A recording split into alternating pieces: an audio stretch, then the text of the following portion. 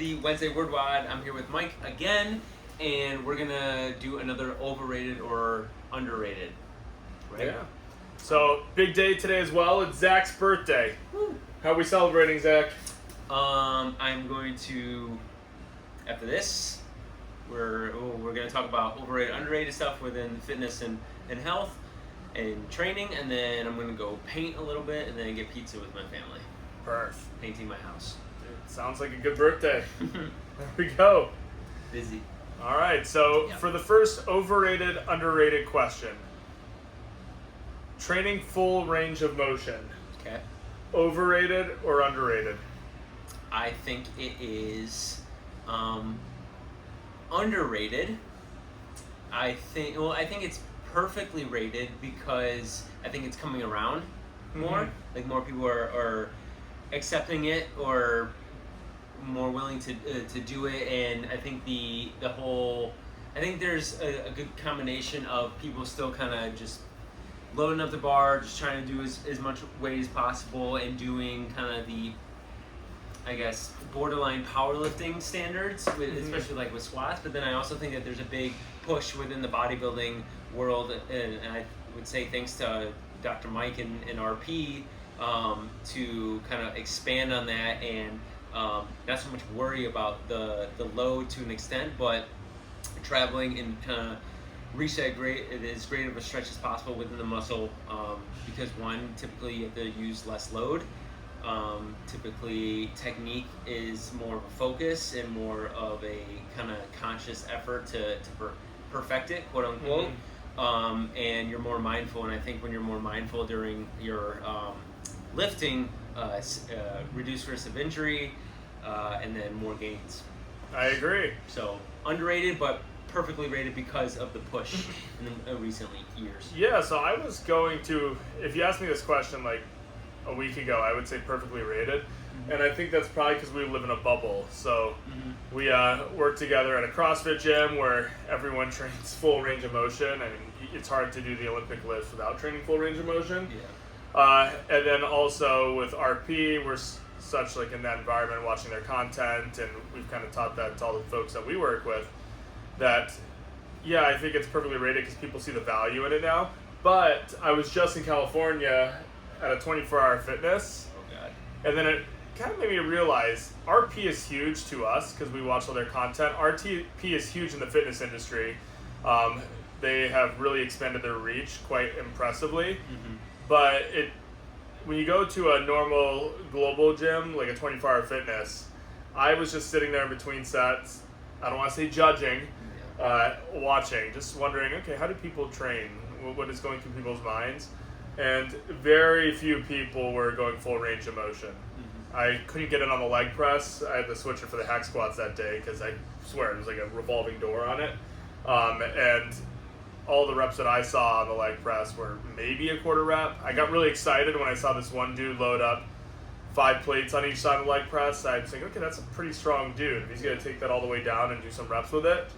And then, well, never mind. We're just knee bending. So I do think within certain spheres, it's well rated, it's well received. It literally shows an increased ability to add muscle with a lower risk of injury. Like Zach said, you're training that full range. So like, let's say you fail. If you're only training half rep and you fail into a range you haven't trained in, your risk of injury just goes up exponentially. So be able to train with less load and get a more positive adaptation, I think that's a huge benefit. But yeah, based on what I've seen in other gyms, maybe outside of the bubble, so to speak, I would say it's still underrated. Yeah, for sure. Yeah. Next question. Controlling the eccentric. Overrated or underrated? Definitely. I think it goes hand in hand with the full range and reducing the risk of injury.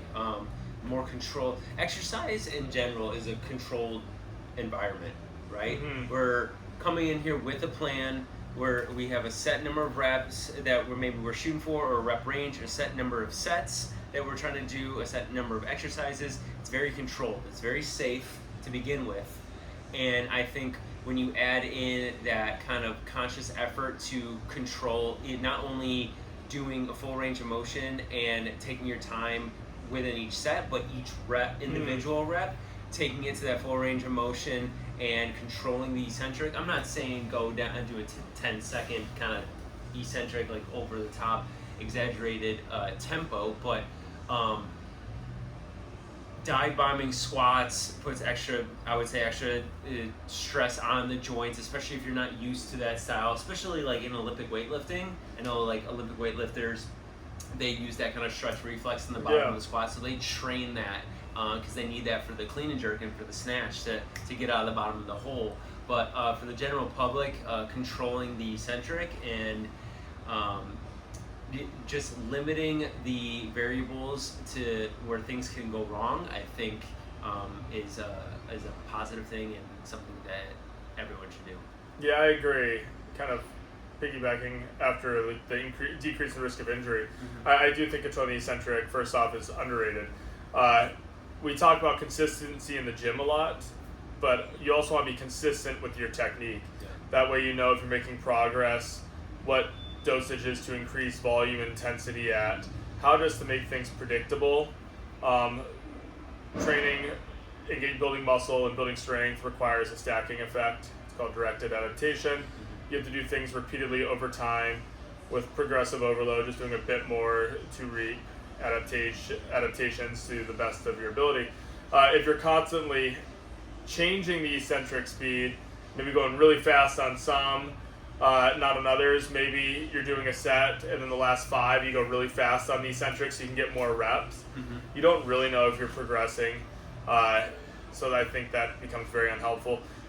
There's a fair amount of literature that seems to suggest controlling the eccentric in terms of keeping it between 2 and 7 to 8 seconds seems to be what works best for building muscle. Okay. So that is quite the range. So like Zach said, you don't have to have a very long eccentric, but make sure that you're controlling the weight and not just letting gravity do its work. I think will allow you to build more in the long run. Yeah. It has to be specific. If you, in terms of like powerlifting standards, you have to kind of control the eccentric because the bar has to pause on your chest and it has to stop moving. Yep. If it's still moving, you're not going to get that white light. Correct? Yep. And correct. So, I mean, in terms of bench press, if you are used to kind of bouncing it off the chest, like, and then that one time that you do come, one time that you do come down and you pause. Load might vary, and then obviously the chance of injury can go up just because you're not used to it. Correct. And your body's has not adapted to that kind of stimulus or that kind of technique, and that's where the full range of motion comes into play as well. Because when you vary technique, either cutting off range of motion like you were talking about at 24 hours, 24-hour fitness or whatever.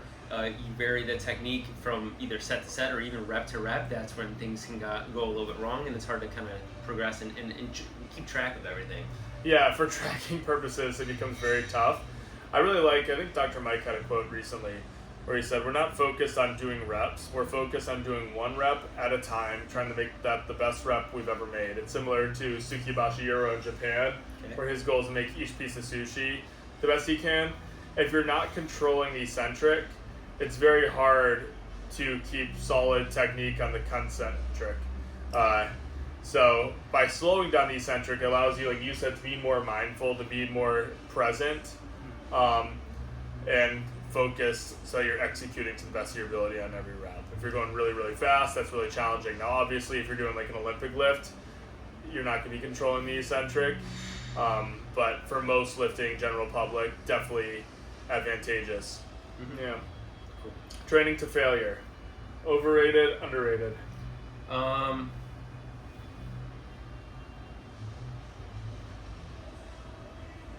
I think,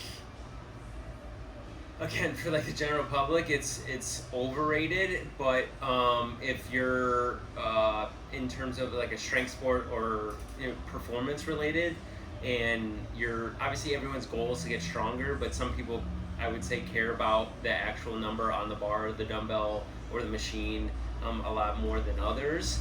I would say it's overrated for general public, but for the people that are trying to progress a specific number or be specific with their training, it might be valuable from time to time. when I say time to time, I don't mean like once a week or even maybe once a month, because depending on the exercise, your strength level, your fitness ability, the heavier the weight, the more load on the bar, the more fatigue inducing it can be. So I think being able to test your limit and get yourself like a starting point with a specific exercise or rep range, and you're trying to do some testing, so then you can test and within like next kind of period of time, block to block, training program to training program. I think it could be valuable, but overall it you're doing it for what, more building more fatigue and kind of just the mental side of it, the ego side of it. Yeah, from time to time. I think so. Train the failure, and I'm going to define failure as technique failure, where technique starts. So I definitely think force reps are way overrated. Yeah. Just do another set, and then you can get even better stimulus with lower risk, and it's easier to track. So that kind of destroys the force rep idea right there. I'm going to go underrated. The reason I'm going to say underrated is it's a way to audit your other sets. So let's say your goal, we know that when it comes to building strength, training 2 reps before failure seems to work just as well as training until failure. But you have to know what 2 reps before failure is. So for a lot of people, maybe they never train to failure. Their 2 reps before failure may actually be 4 reps before failure. Mm-hmm. Maybe it's 5 reps before failure. So using it as an audit, where you're not forcing it, but you go until you just can't do anymore physically. Yeah. I think there's benefit there. And like you said, I also think it depends on the movement. Some movements are easier to recover from. So if you're training a movement, you don't know what failure is, you're training in hypertrophy rep range of 6 to 30 reps. I think from time to time, training until failure can be very, very helpful. And then you can even like audit how you recover too. Let's say like you're trying to train until 2 reps before failure, but you're really training 1 to 0 before failure. If you're recovering fine, you're not getting hurt, you're growing, you're progressing, I think that works well, because in some capacity there is less thinking involved if you go until you can't do it with good technique. Okay. But you have to have really solid emotional regulation. And I think most people probably don't have that in the gym.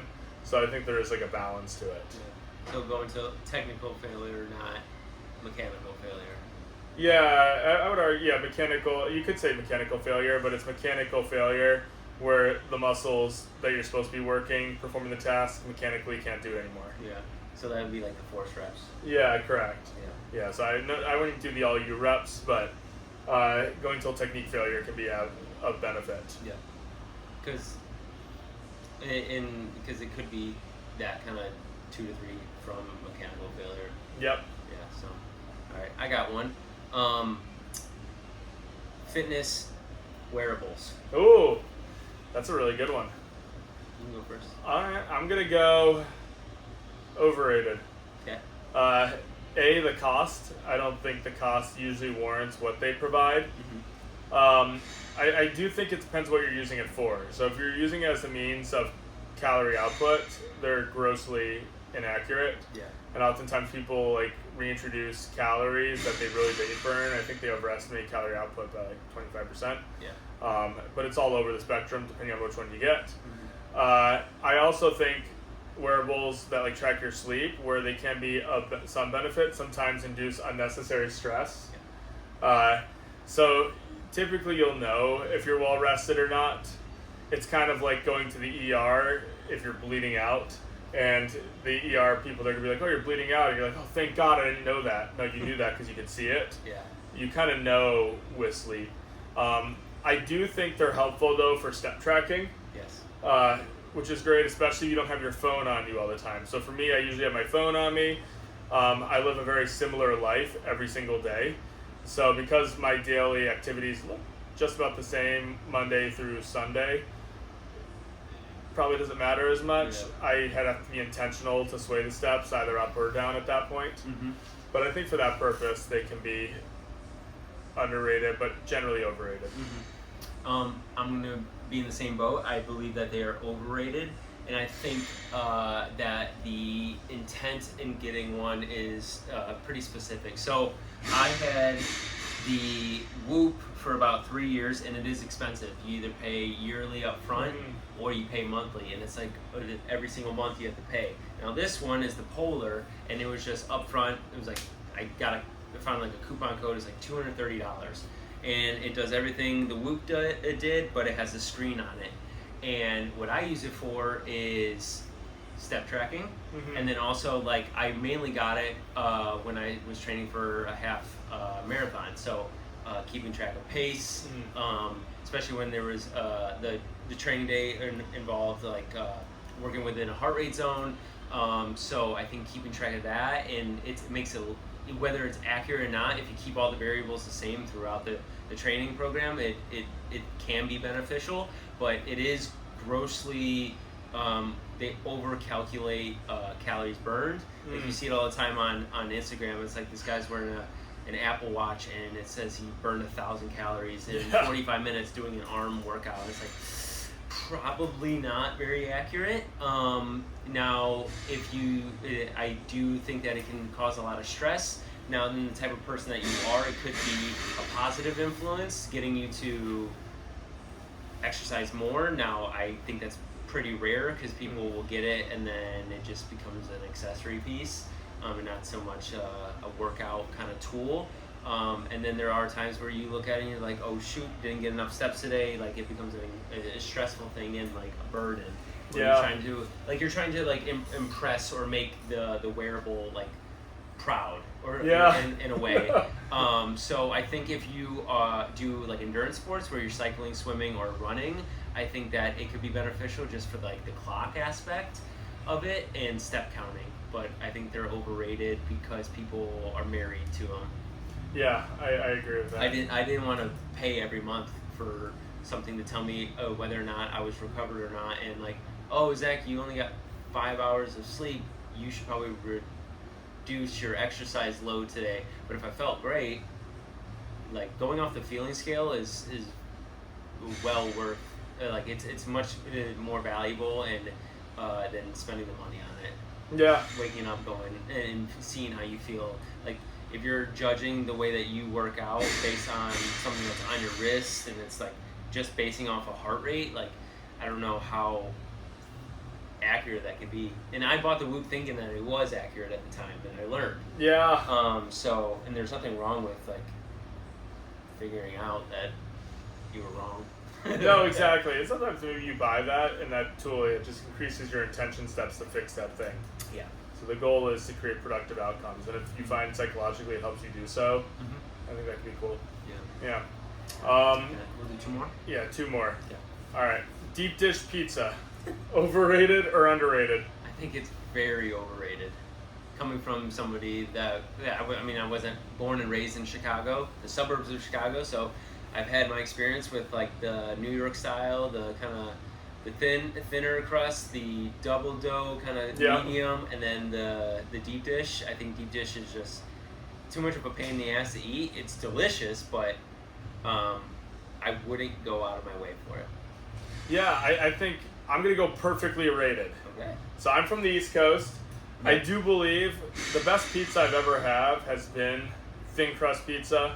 Ruby Rosa in New York City. It's probably my number one. Ash and I have been to some of the top ranked pizza places in the world. And those are really good too, like Tony's Napolitana in San Fran. This place in Tokyo. But I'm going to go rated. I think a lot of deep dish is not that good. It's just like a giant casserole. So not a big Lou Maladotti's fan. Not a huge Giordano's fan. Now, if you put hot honey on both those pizzas, it's pretty good because it's a little bit overwhelming with how savory, salty it is. But Baroni's in the burbs, the art of pizza in the city, I think both of those are phenomenal deep dish pizzas. I always get a ton of enjoyment out of them. I think it's one of the best pizza, period, in this area. So I think there's like two spots, to be honest, that are really, really good. Otherwise, you're better off going thin crust. Pequod's also extremely overrated, and that's supposed to be like the best pizza. Yeah. It's not. What location? I think it's like a Chicago pizza place, but like it's deep dish, and it's like obviously the dough and then it was like a sausage patty. Oh. It wasn't even like pieces of sausage. It was legit like a Italian seasoned like burger. Then it was cheese, and then it was sauce. I was like, what the hell am I eating? That's right Lou Malnati's, right? Is that Lou? Yeah. I went there for my overnight, my freshman year of college, and I was like, what the hell is this? And I don't want to talk too much in Pequod's. I can see why people like it. The flavoring's really good. Yeah. But it's just, to me, it tastes like hot focaccia bread. So it's good if like that's what you love. Yeah. But yeah, I would say, I'd say rate it based on the places that are really good. Okay. Yeah. All right, last one. Overrated, underrated. Not so much in the sense of being with the goal of being a fitness influencer, but recording your workouts, like videotape, like with a video. Yeah. So. Whether you post it or not. Yeah, I would say it's underrated. Okay. I think it's a good way, for a couple reasons. If you're recording yourself doing a movement, even if you're the only one watching it, I guarantee you'll probably try like 3% harder. Mm-hmm. So if it makes you try a little harder on the technique, make things a little bit more perfect, you're going to reap the benefits of that. And then two, if you're not doing things perfect, you can get immediate feedback. Sometimes we don't know how our technique looks when you're doing the movement itself, but having a third-party perspective, even if it's just you analyzing you, I think can be really, really, really helpful. Yeah, I would have to agree. I think it's underrated. I was talking with one of our coaches, Andy, and he was helping me with deadlifts right now, and I did like a heavy double, and he thought that my upper back was kind of collapsing on me a little bit, and my intent of having a super narrow grip with my deadlift is to get as long as possible and kind of reduce the range of motion a little bit. But he told me widen up a little bit, kind of open it up so I don't collapse as much, and I tried it, and sure enough, I did a heavy double, and then a week later it was like a heavy, it was 4, it was meant to be 3, but it moved so well that I did 4. It was 10 pounds lighter, but just being able to see the difference in not only like in perfecting technique, but also like speed of your reps. Like say you feel like you haven't progressed in any way, but then you look like, oh, 3 months ago I did this same weight for 8 reps, I just did it 8 reps again, but then if you look and you couldn't remember the previous time and how it went, then you look, oh, that 8th rep definitely moved a lot smoother, and I had better technique. You know you're in the right direction. You're right. Numbers only tell so much of the story. The qualitative aspect matters just as much. Sometimes the quantitative can be inflated depending on how you perform it. Mm-hmm. Did you notice with the change in deadlift setup, was it easier at lockout? I would say it was yes and no. The weird thing is that my mind was so focused on my hands, and I only moved it out an inch, both sides, obviously. But it literally felt like I was doing a snatch grip deadlift, and I only moved my hands out about an inch on both sides. But it was so weird. I literally felt like I was doing this, but I wasn't, obviously. Yeah. So it's something getting used to and trying to improve on that. And obviously, I'm going to listen to somebody that has pulled 700 for reps. So yeah, he's strong. Trap bar deadlift to like over 900. He's gonna deadlift 800 pounds coming up here soon. No belt, no equipment. 235 pounds. Yeah, less. He weighs 225. 225, like. Yeah, his erector spinae. He's built like a Ninja Turtle. Yeah. It takes his shirt off. It's just a shell. Yeah, he's got a giant shell. He's huge. Yeah. So, jacked. yeah. That's all I got. Same. Cool. Thanks, Mike.